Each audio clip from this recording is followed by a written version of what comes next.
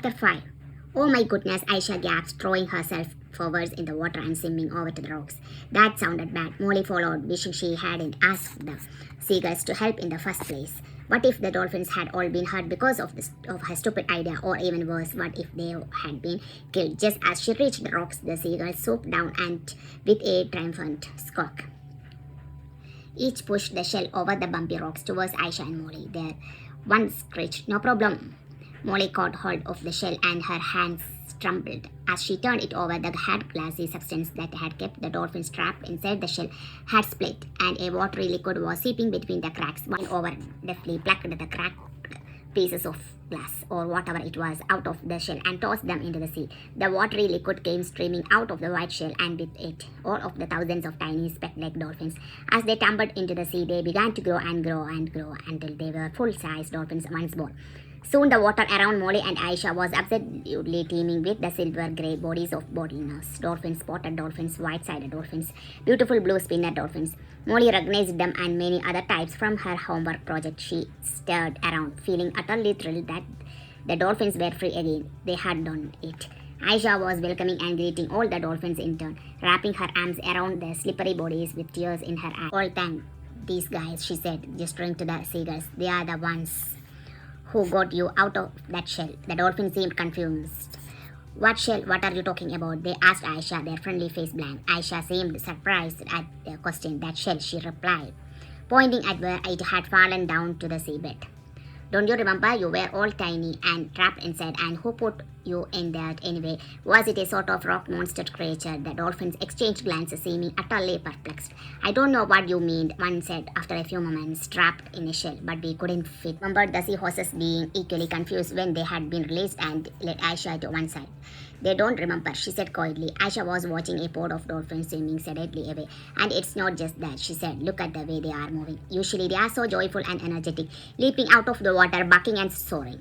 Now there's something not quite right about them." She sighed, then squared her shoulders. "Maybe they just need a bit of encouragement," she said, clapping her hands. "Hey, you guys who want a game of tag, I am it.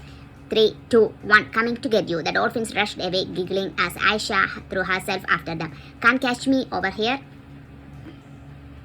Too slow," they called out, dodging Aisha as she whirled about, trying to tag one of them. Molly joined in too and couldn't to hear the dolphins clicking and whistling with excitement as they darted through the water like silver streaks. But although they were all having fun now, they still weren't as speedy as usual, and Aisha found it easy work to tag a spinner dolphin on the tail. Aisha came over, laughing as the game got rowdier. "Well, they are happy at least," she said. "Oh, it's lovely to play with them again. I have missed them." Molly smiled. "I bet," she said, "maybe it would just take some time for the effects of the enchantment to wear off." She thought hopefully. With a bit of luck, the dolphins would regain their full speed before too long, and it would be as if the whole thing never happened. Just as she was thinking this, a shaft of rosy pink light struck the water in front of the girls. Molly looked up in dismay and saw that the red sun was now inching up from the horizon, and the sky was flooded with early morning light. "Oh no," she groaned. "I hate having to go so soon." She could feel the familiar tugging sensation inside her body, as if someone were trying to reel her in on an invisible fishing line. "Thank you, Molly," Aisha cried, throwing her arms around her neck. "Thanks for everything. You were brilliant, and I am so happy the dolphins are free. See you soon, I hope." Molly called. Then bubbles were whirling around her, and she was being pulled. Moments later, she felt her warm bed beneath her again, and blinked her eyes open. If only her adventures could last longer, and what would happen to the dolphins now? She and Aisha and the seagulls had released them from the shell, but would they be all right? Her mind was racing with questions as she rolled on into her side. The house was silent. Even her baby brother, Toby, seemed to still be asleep. Well, there was no way she had been able to doze off again now, she thought to herself, pushing all her hair out of her eyes and sitting up. Not when her brain was whirling and wandering. She stretched her arms above her head, shivering as the cold morning air hit her skin. Then she swung her legs out of bed, pulled on her thick purple dressing gown, and padded over to her desk. The sun was creeping up higher into the sky, a glowing red disk, casting crimson reflections into the sea. The sky was gradually lightening, the darkness now streaked with soft pink and orange light, as if a giant paintbrush had been splashed across it. Molly thought about all the dolphins she had seen, the different shapes, colors, and sizes of them, then picked up her pen and began to write. "Thank you, Claw. That was a wonderful presentation on whales, Mrs. Cartwright," Molly's teacher said later that morning. A tall girl with messy brown plaits, beamed at the words of praise and sat down in her. We have next, Mrs. Cartwright asked, her gaze moving around the class. Perhaps we should go straight to another wonderful sea creature, the dolphin. Molly, would you like to stand up and tell us what you have found out about the dolphin, please?